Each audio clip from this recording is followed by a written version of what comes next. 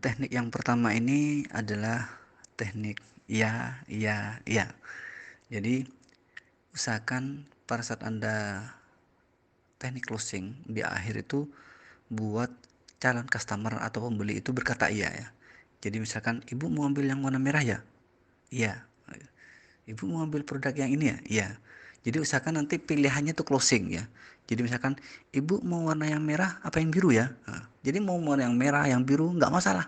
Yang penting closing. Nah, ibu mau paket yang hemat apa yang besar ya? Nah, jadi dua-duanya sama-sama iya gitu loh. Jadi usahakan nanti jangan dan karena kebanyakan dari kita itu menawarkan ibu jadi transfer enggak? Nah, jadi jawabannya enggak gitu. Ibu jadi beli enggak? Enggak. Gitu. Jadi usahakan jawabannya tuh di antara dua-duanya tuh jawabannya pokoknya iya gitu loh. Mau warna merah atau yang biru bu? Yang merah. Kalau anda membalas membalas chat itu dengan ibu jadi transfer enggak? Enggak. Ibu jadi beli enggak. Jadi misalkan nanti bikin jawaban mereka tuh berujung closing, berujung pilihannya iya. Bisa dipahami ya? Sangat mudah kok. Teknik yang kedua adalah yang nanya yang menang. Jadi diusahakan jangan menghentikan percakapan itu berakhir di Anda. Jadi kalau misalnya ada customer nanya, biasakan Anda bertanya balik. Nah, gitu. Jadi sebagai contoh, seperti di yang saya share barusan, misalkan, wah harganya mahal ya mas. Iya bu, dari sananya memang mahal. Udah selesai wis. Ya. Kalau itu udah pasrah, kebanyakan udah gagal closing biasanya. Tapi diusahakan nanti kalau emang ada pertanyaan, harganya mahal. Iya bu, memang mahal. Tetapi sebentar bu, bukankah ibu menginginkan produk yang berkualitas? Apakah ibu ingin produk yang bagus kan? Nah, jadi jawaban itu dikembalikan lagi kepada penanya, kepada customer gitu loh. Ibu memang mahal bu, tapi kan ini barangnya selalu bagus bu, ini barangnya juga awet, barangnya ini ya. Gitu. Jadi tanyakan pada saat mereka komplain masalah harga, jadi kembalikan komplain itu sesuai dengan pertanyaan dari customer gitu loh. Untuk yang ketiga itu adalah teknik 1 2 3 saya menyebutnya ya, atau mungkin 3 in 1 sama saja. Jadi berikan 3 keuntungan secara ringkas dalam satu penawaran ya. Jadi misalkan kalau di kita tuh Bu, nanti kalau panjenengan jadi reseller itu nanti jenengan akan dapat katalog, akan dapat bonus sandal dari kami, nanti ada gantungan kunci, mungkin ada free ongkir juga Bu. Jadi tahap-tahap itu Anda persiapkan 3 in 1 atau mungkin bisa lebih. Sekaligus nanti kalau ibu jadi reseller nanti sekaligus juga bisa sudah berdonasi bu untuk rumah tahfiz yatim dan piatu. Jadi berikan beberapa keuntungan dan diusahakan nanti bertahap ya, jangan langsung. Jadi pertama kasih eh, keuntungan yang pertama, dapat dapat sandal ya ternyata. Kalau jadi reseller berarti 2 lusin dapat sandal. Misalkan selama 10 menit tidak ada tanggapan, Anda kasih lagi. Bu, nanti kita kasih gantung kunci juga, Bu. Sekaligus free ongkir karena untuk pembelian pertama. Dah, mungkin biasanya mulai goyang ya. Nah, nanti nanti sekaligus nanti akan kita kasih katalog gratis, Bu, sama banner mungkin. Atau mungkin nanti kalau jadi reseller, Ibu juga sekaligus berdonasi untuk rumah tahfiz kita, Bu. Jadi bertahap. Andaikan penawaran kedua sudah ibunya sudah oke, udah clear, udah closing, udah kita tidak perlu menawarkan yang ketiga. Tetapi andaikan Anda masih ingin menawarkan keuntungan yang ketiga, nggak apa-apa, nggak masalah. Oh ya bu, nanti kita bonus lagi free ongkir bu. Itu lumayan gitu. Jadi persiapkan 3 keuntungan itu berurut ya. Jadi mungkin mulai dari yang paling kecil udah lumayan sampai yang lumayan sekali ya. Jadi sampai yang lebih bagus. Jadi misalkan bonus Anda nggak tertarik, kasih gantungan kunci nggak tertarik, ternyata kasih free ongkir, ibunya, oh ya nggak free ongkir nggak apa-apa mas. Jadi tahap-tahap itu kita persiapkan apa saja yang kita kita inginkan. Jadi misalkan bonusnya satu pertama ini, kedua ini, ketiga ini kita persiapkan. Jadi 3 in 1. Nah, jadi berikan secara bertahap gitu. Itu akan mengubah persepsi customer dari oh iya aku beli ini dapat ini loh, aku beli ini dapat ini juga, dapat ini juga. Biasanya seperti itu. Persiapkan 3 keuntungan dalam satu penawaran. Teknik yang keempat adalah sekarang atau tidak sama sekali. Jadi berpikirlah agar mereka itu harus beli hari ini. Kalau enggak mereka akan menyesal. Jadi bikin narasi, bikin konten yang kira-kira mereka harus beli hari ini. harus beli sekarang. Jadi diskon ini hanya berlaku untuk hari ini. Ini adalah hari terakhir promo. Jika Anda beli hari ini diskon sekian bla bla bla. Bukan banyak.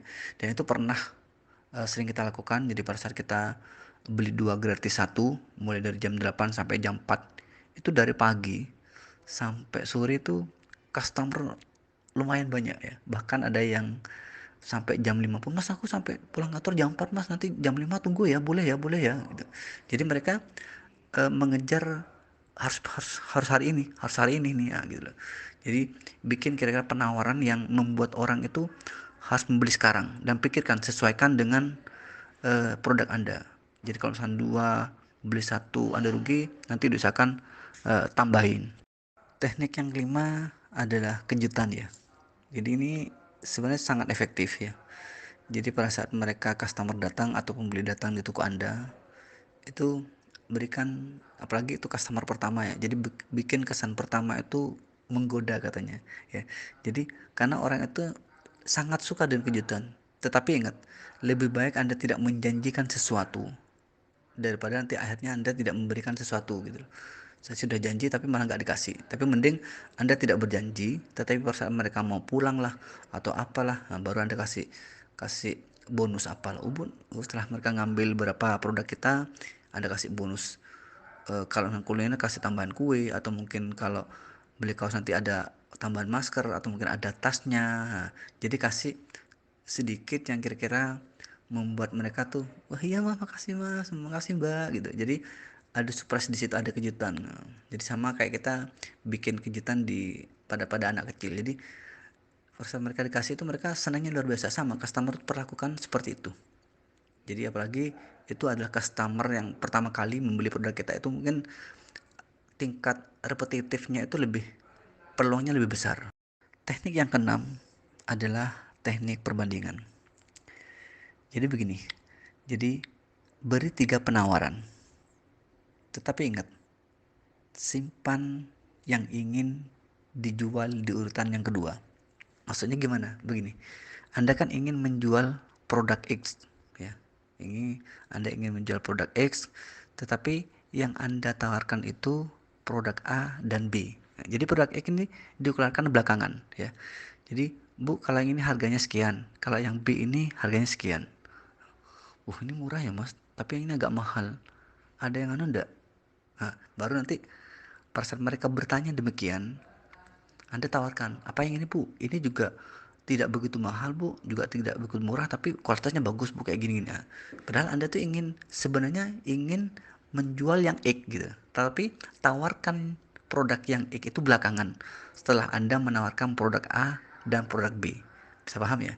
Jadi jangan langsung menawarkan produk E gini. Nah, gitu. Jadi kalau misalkan Anda sudah menawarkan produk A dan produk B, akhirnya customer tuh, yang ini mahal, bagus, tapi kemahalan. Yang ini juga jelek, murah, tapi gimana ya? Mungkin ada yang tengah-tengah masa gitu.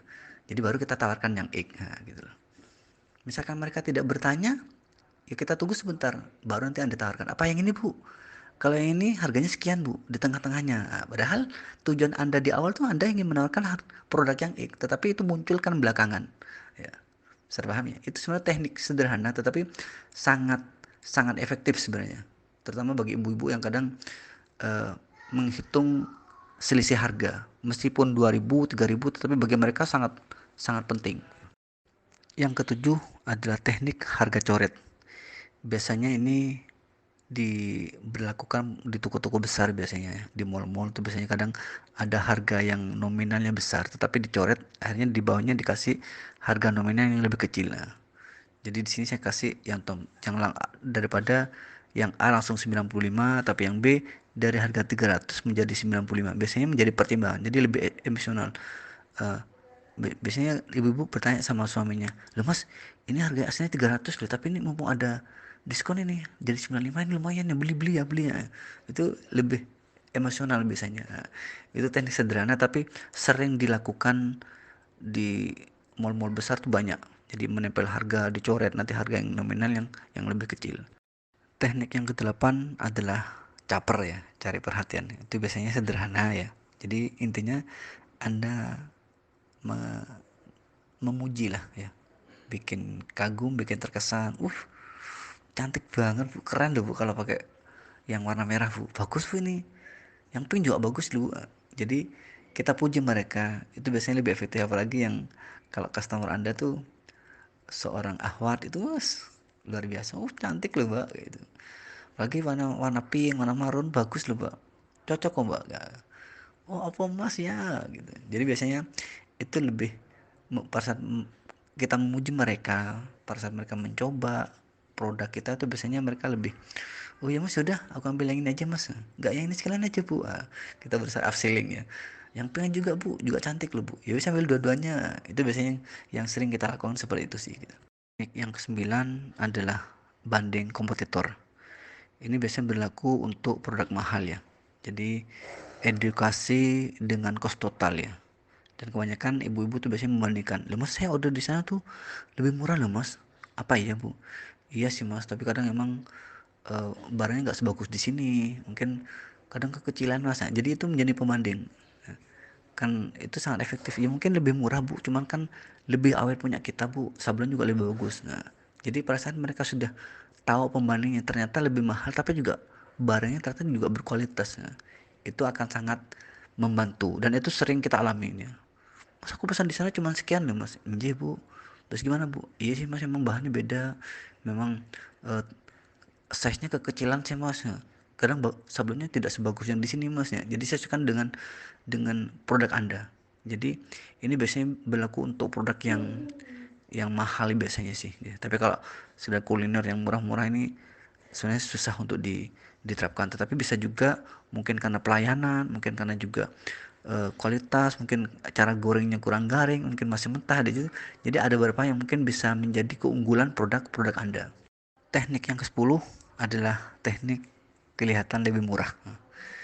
Jadi intinya itu kalau misalkan cost totalnya itu besar, jadi biaya per bulannya besar atau mungkin biaya totalnya besar, jadi usahakan pecah dengan biaya yang lebih kecil. Jadi agar terlihat lebih kecil ya. Jadi misalkan langganan TV ya, itu biasanya nanti kalau sebulan kan 150.000. Jadi pecah dibikin per hari. Itu sehari per harinya cuma 5.000 loh, Bu. Jadi pecah yang kecil. Jadi misalkan nanti kalau jadi reseller itu dua lusin kan mungkin kisaran 999.000. Jadi kita bikin nanti yang nominal yang kecil, Bu, hanya dengan dua lusin loh, Bu. Dengan hanya pembelian hanya dua lusin Anda sudah jadi reseller, Bu. Jadi nominalnya kan kecil, dua lusin. Tapi kalau Anda pakai nominal yang besar, itu nanti biasanya nominalnya besar ya. Jadi kalau ambil yang nominal yang kecil mungkin totalnya sama, cost totalnya sama, tapi kalau anda memecah biaya itu lebih kecil, itu biasanya emosinya lebih, cuman sekian. Nah, cuman kadang kalau diterapkan di warung-warung seafood biasanya, jadi kadang harganya cuman 12.000 mas per on, nah tapi per on gitu. Dan banyak yang kadang di belakangnya nggak begitu cermat. Kok 12.000? Ternyata per on ya. Ternyata kalau dijatuhkan ternyata ya lebih mahal. Mahal ternyata. Jadi 12.000 ternyata per on lah gitu. Jadi bikin pecah biaya itu lebih kecil di awal gitu. Jadi biar nanti customer tuh melihatnya cuma 2 lusin kok. Jadi bukan nominal nominal besarnya yang kita kita fokuskan, tapi pecah biaya menjadi lebih kecil. Selanjutnya adalah teknik 11 ya, yaitu menodong. Ini biasanya berlaku pada saat menggarap proyek-proyek biasanya. Jadi kayak tender atau apa, dan itu juga bisa diterapkan untuk produk-produk kecil sih nggak masalah. Jadi misalkan pas kita bahas tentang orderan apa sambil makan ada yang bayari, jadi timbulkan rasa malu, timbulkan rasa sungkan, hadirkan rasa itu kepada customer anda sehingga untuk tidak membeli produk anda itu merasa tidak nyaman. Akhirnya wis tak beli wae lah nggak apa-apa gitu. Entah itu diantar ke rumahnya atau mungkin COD atau bagaimana. Jadi bikin janji, bikin kira-kira kasih sesuatu yang bikin rasa tidak nyaman, rasa sungkan, rasa malu jika tidak membeli produk anda. Jadi pikirkan cara yang itu dan sesuaikan dengan customer anda. Teknik yang ke-12 adalah empati ya. Jadi empati ini tunjukkan anda bisa merasakan hal yang sama seperti yang mereka rasakan. Jadi ini biasanya sih kita terapkan pada saat proses update status ya. Jadi proses japri atau mengetahui status temen itu biasanya seakan-akan anda juga merasakan hal yang sama sih. Iya mas, saya juga pernah demikian. Ya kita turut prihatin mbak. Jadi timbulkan rasa empati itu. Nah, itu biasanya lebih ke personal, apalagi personal ya, karena ini di WhatsApp kebanyakan rasa empati itu akan menimbulkan perhatian. Nah, jadi nanti ujung-ujungnya nanti oh masih jualan ini ya mbak gitu, baru nanti kita saatnya pelan-pelan untuk mengedukasi tentang produk kita. Jadi timbulkan rasa-rasa yang sama gitu. Jadi misalkan, buat apa sih bu kaosnya bu? Ini buat goes mas. Oh goes sama bu, biasanya kemana bu? Kalau misalnya kita goes tuh biasanya cuma cari sarapan lah, kesini kesini. Oh saya juga pernah ke situ bu. Nah, jadi samakan, jangan sampai buat apa bu kaosnya bu? Buat goes. Saya nggak senang, saya nggak suka goes ya bu. Jadi samakan persepsinya, samakan. Oh iya sama, saya juga senang goes bu, cuman saya cuma deket-deket saja gitu. Jadi kalau kalau rasa itunya nanti sama ya, persepsinya, rasa empatinya, kalau ada customer begini Anda juga ikut ikut seperti itu, nah, itu biasanya tingkat closingnya lebih lebih tinggi. Teknik ke-13 adalah eksklusif ya. Eksklusif di sini jadi bikin setiap customer Anda itu sebagai personal yang benar-benar customer eksklusif lah, customer yang benar-benar spesial gitu. Jadi bikin semua customer Anda spesial, entah itu eh, Anda melakukan ini bu, nanti saya kasih bonus ini, terima kasih bu. Jadi tetapi nggak boleh berbohong di sini. Jadi kalau memang tidak terbatas ya jangan bilang terbatas, tapi bikin eh, customer itu senyaman mungkin. Jadi bahkan kadang ada yang ke kita itu mereka bahkan sempat, mereka tidak ke counter itu pada saat jam kerja gitu. Tapi kalau mereka ngambil pesanan atau apa tuh biasanya mereka ngambil di luar jam kerja karena pengen ketemu dengan yang ketemu dengan ownernya. Mungkin kalau kalau staff kan mungkin mereka tidak bisa memberikan diskon secara tiba-tiba, tidak bisa memberikan potongan harga sekian karena emang SOP-nya seperti itu. Tapi kalau sama ownernya kan, bu boleh mas, bu ini mas, bu ini mbak. Jadi kalau mereka sudah spesial di situ, mereka biasanya usah aku kalau ngambil lama-lama aja. Sama kalau Anda lebih ke toko atau mungkin ke ibunya, apalagi di adat Jawa itu kan ada rasa tidak enak, bu anu bu gini bu gitu. Oh yes, tidak apa-apa lah, tidak apa-apa lah. Jadi bikin customer Anda itu sebagai orang yang spesial. Teknik ke-14 adalah teknik bridging. Bridging ini arahkan customer secara tidak langsung dan biarkan mereka memilih sendiri. Jadi Anda tuh hanya sebagai jembatan gitu. Jadi ngasih pertimbangan A, pertimbangan B, tapi nanti pada saat closing jadi biarkan customer tuh memilih. Ibu mau yang mana, merah apa yang biru? Udah setelah Anda mengatakan itu di chat maupun secara offline ya, tatap muka begitu, Anda diem. Berikan waktu sejenak, entah seberapa menit, biarkan mereka memilih. Jadi kecuali dia bertanya, menurut pas gimana? Nah, karena kebanyakan kita setelah kita memberikan pilihan, bu mau yang merah apa yang biru? Nah, kita masih ngasih ngasih ulasan yang lain, bu sebenarnya gini-gini ya. Udah, kalau Anda sudah ngasih pilihan ke mereka, bu mau yang merah apa yang biru? Udah, Anda setelah itu udah diem, biarkan mereka memilih. Itu ada teknik bridging, nah, gitu. Kecuali mereka bertanya, kalau menurut mbak bagus yang mana ya, nah, gitu. Baru Anda kasih, oh bagus semua ibu, monggo silakan dipilih ya, gitu aja. Nah, itu diingat ya, Anda hanya sebagai jembatan di antara pilihan-pilihan yang mungkin akan mereka pilih. Teknik yang ke-15 adalah bercanda ya atau guyon ya. Jadi ini sangat efektif sebenarnya sih gitu. Jadi pada saat ada customer datang, dari mana bu kok jangan-jangan sampai sini sih bu? Jadi kalau Anda sudah ngajak mereka guyon ya, itu biasanya membuat mereka lebih nyaman. Padahal sebenarnya Anda tuh jualan, tapi karena dengan Anda guyonan seperti candaan seperti, akhirnya mereka berpikir bahwa Anda tidak jualan lah. Jadi bikin seperti itu dan hampir semua customer itu senang gitu loh. Jangan terlalu serius, jadi sini bercanda, kasih apa, bercanda apa. Jadi usahakan nanti bikin materi atau mungkin obrolan-obrolan yang menarik, yang membuat mereka itu senang, tertawa gitu loh. Jangan berpikir negatif gitu loh. Karena emang yang gagal itu bukan karena mereka tidak membeli, tetapi yang gagal itu pada saat mereka tuh meninggalkan toko Anda dalam keadaan cemberut, dalam keadaan mereka marah. Itu yang gagal gitu. Kalau misalnya mereka tidak beli nggak masalah, tetapi pada saat mereka tuh meninggalkan warung Anda atau toko Anda tuh dalam keadaan marah atau cemberut, itu Anda sudah gagal. Teknik jika ini adalah teknik yang ke-16 ya. Jadi jika itu sebenarnya sih hampir sama dengan batasan ya. Jadi apa kerugian mereka jika mereka tidak memilih produk ini, tidak membeli hari ini, tidak membeli sekarang, nah, gitu. Jadi itu coba mungkin digali ya. Jadi jika Anda tidak membeli sekarang Bu, mungkin besok akan naik harganya Bu. Misalkan Anda tidak beli sekarang, mungkin promo ini tidak berlaku untuk besok Bu. Jadi kasih batasan, kasih mereka pain, kasih mereka kerugian. Nah, itu pilihan karena mereka, oh, berarti kalau aku beli besok berarti promo ini nggak free ongkir dong. Nah, kalau aku beli besok berarti ini tidak ada potongan sekian sekian persen dong. Nah, jadi bikin kerugian mereka itu disampaikan agar terjadi transaksi dan closing pada hari ini. Teknik yang terakhir adalah testimoni. Ya, ini teknik yang paling ampuh biasanya. Jadi mulai dari percakapan itu, kalau bisa di percakapan di WhatsApp atau komentar di uh, sosmed yang lain, di FB, di IG, monggo silakan. Jadi kalau bisa jangan diketik ulang ya.